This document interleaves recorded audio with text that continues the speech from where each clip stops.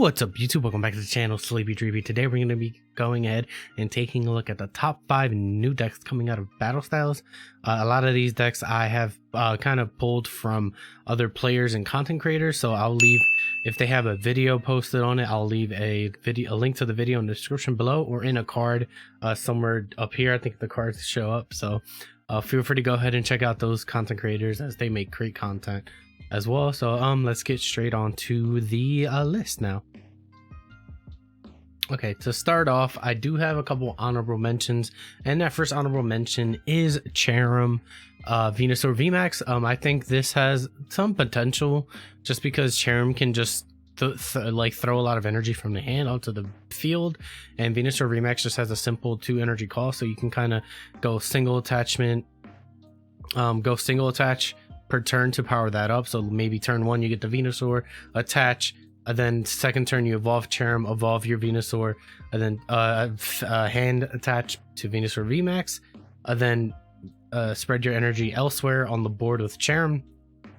So I think that has a good possibility of doing a lot of damage with its attack. Its attack basically reads just like Shaman Prism Star, and it does 30 times the amount of energy on the board. So you can do that, and then you can also combine that with a experience share, so that you're able to kind of chain attackers with Venusaur VMAX, and even throw in a Shaman Prism Star in there, so that you're using your energy efficiently and stuff like that, and not losing energy off the board. Second honorable mention would be again another Cherrim deck, this time Cherrim Bulu. Cherrim Bulu is with Nature's Judgment. You can just attack continuously, doing 160 damage. It's basically two-shotting almost all the VMAXs in play. The only issue with Cherrim and Tapu Bulu is the fact that Cheryl comes out in the same set, and that might make it very difficult for those this Tapu Bulu to take KOs when it needs to. Cheryl can easily just heal a lot of that damage off. And also single prizes are just tough. They don't have that consistency because you always need to set up another attacker, unlike a VMAX where you can just set up and you have 1 or 2 attackers that you can continuously attack with. On top of that, our third honorable mention would be a Primeape. Our Primeape with a Steaming Mad Strike. It does 50 damage for each damaged Pokemon you have on your bench, so this can quickly add up to 250 damage using either Houndoom with Single Strike Roar or Dawnfang with Earthquake, and then using Jinx to move around energy so that each of your Pokemon have at least 1 damage counter on it, and quickly hitting for 250, and that number can quickly rake up using Single Strike Energy, Martial Arts Dojo, and again you can even use basic energies, use some experience share, or even Karate Belt to reduce that attack down. So these are honorable mentions, just because again they're not there. I don't think they're going to be very meta relevant, but they do have that potential. So on to our first list is Tapu Koko VMAX. This list I pulled from Mellow Magikarp. He recently did a video on it, and I've liked his deck. And by the way, here in this deck list, I am using Tapu Koko with the 3 count is in place of the Tapu Koko VMAX, and the Pokemon Center later is in count of Cheryl for now. I am using Jake Gearhart's gear app, deck list app that he recently developed, so he hasn't updated to Battle Styles yet. So I'm just kind of using that to in place. The deck in general, the deck creator is great, so go ahead check it out. I'll leave that also in the description below. But back to the deck, I just think this deck has a very good potential with a greens engine, and being able to manipulate your prizes to be able to always use max shock to paralyze your opponent and hopefully make it harder for them to be able to move out of the energy. I know we have escape rope, and I know we have switch cards in deck, but that's one thing that maybe here down the line we can add an almost star line to be able to stop our opponent from playing item cards. But in general, I think with the Electrode, being able to accelerate energy with Electrode and Tapu Koko quickly, you can attack for 180 going second fairly quickly. So, and you have cards like Wondrous Labyrinth, Power Plant, Chaotic Swell, and yeah, so that is my number 5 choice. If you want to see the deck being discussed in detail, go ahead and check out Mellow Magikarp's video. On to number 4, Victini VMAX. Victini VMAX, I'm taking this list directly from Rare Candy. Here the Victini VMAX is in Victini EX. I'm holding as a placeholder for Victini VMAX, and the Enhanced Hammer I am holding as a placeholder for Fan of Waves. Again, using that Jake Gearhart wrap deck creator. But yeah, I think Victini VMAX is being a little bit slept on. Its Spreading Flames ability is very good because you don't need to have a constant welder every turn, and it allows fire decks to set up again without needing that constant welder every single turn. So let's say you're going second, you can easily go ahead and use Victini V, Spreading Flames. And even mid game you can go ahead and evolve into VMAX that use Spreading Flames. Also, Mac Victory basically one shots a lot of V's for 220, so that's great math. And then you have attackers such as Cramorant, allowing you to bench snipe things. You have Reshizard, a big heavy attack team that can attack for strong numbers. Heatran again can attack with strong numbers with Hot Burn. And then you have that Talonflame, which can do decent damage with attack, but we can also on the first turn go ahead and yeet our hand and draw a fresh 6. So I think Victini is getting slept on. I think it's going to see a decent amount of play. Might not be the best deck out there, but it will see play as an efficient fire deck. So if you want to go ahead check out more details on the deck, go ahead and check out Rare Candy's video.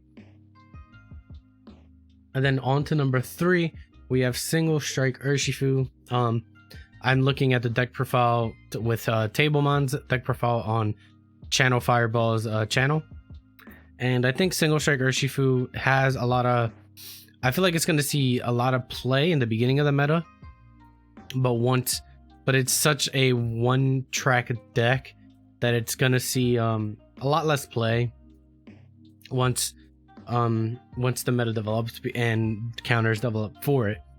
But I still think that one hit potential is nothing to sleep on. Like, you can easily, for 270, its Gmax Rapid Flow can hit 270. You can hit VMAX numbers easily with Houndoom and Single Strike Energy and throw in, let's say, Martial Arts Dojo. This list doesn't currently have it, but you can easily go ahead and do that. And then the Scroll of Scorn gives you an outrage kind of style attack. So if something hits into you, you can go ahead and hit back hard, because you will most likely survive an attack coming in. So I think this is the most right now, this is the most consistent deck I've seen out there, but you can make changes to it. One change I'm already thinking of is maybe making one of those basic fighting energies into a stone energy, so that we can have a little bit of damage reduction going into it, because it kind of offsets the damage that we're giving ourselves with Houndoom.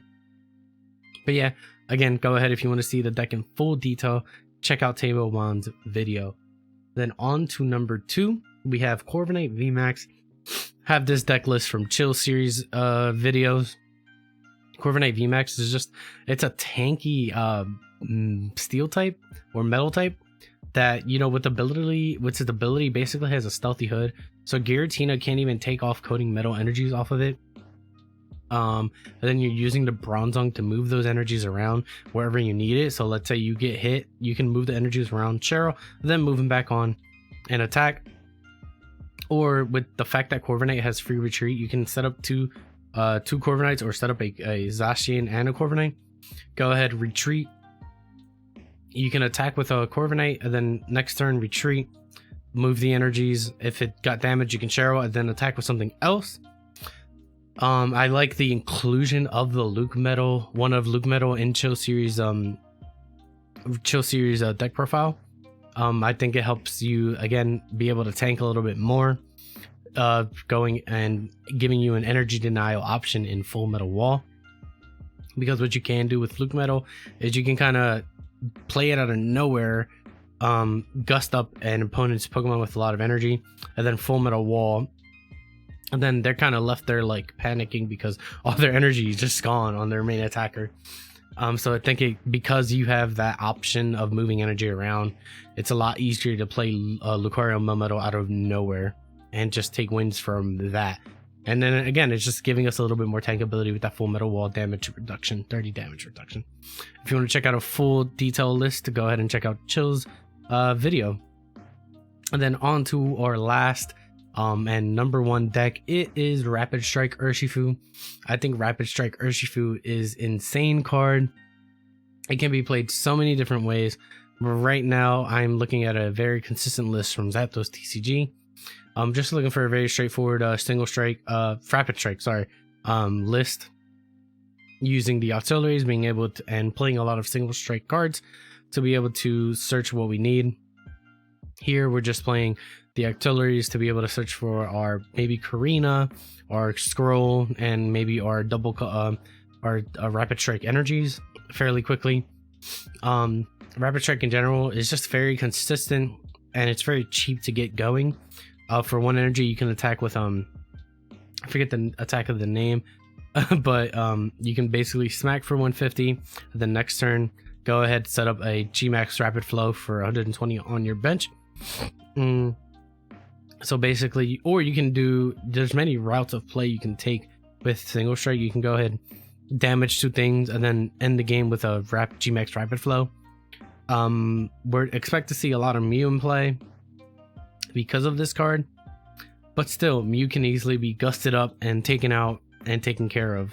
Not a lot of decks can really include Mew easily, and also not be able to recover it multiple times so that you can avoid the GMAX rapid flow. It's going to be very hard to get Mew down at the right turn. So again, I think this deck, the card itself is just going to see a lot of play. It can be played in a lot of ways. If you want to go ahead and check out more details on this list specifically, go ahead and check out Zapdos TCG's video. Alright guys, I hope you guys enjoyed that video of me showing off the top 5 new decks coming out of Battle Styles. I feel like this Battle Style set is going to change the meta a little bit, which is something we've been waiting for. We've been stuck in this meta for a while, the same meta. So hopefully I'm excited for Battle Styles to come out this week. So if you want to see some more Pokemon TCG content, feel free to leave a subscription down below. Leave a like on the video, helps me out in the YouTube algorithm, and comment down below what new deck, maybe there's a new deck that I missed. Let me know what new deck archetype that you think is gonna do well and maybe I'm missing or something like that. But I hope you guys have a good day and peace.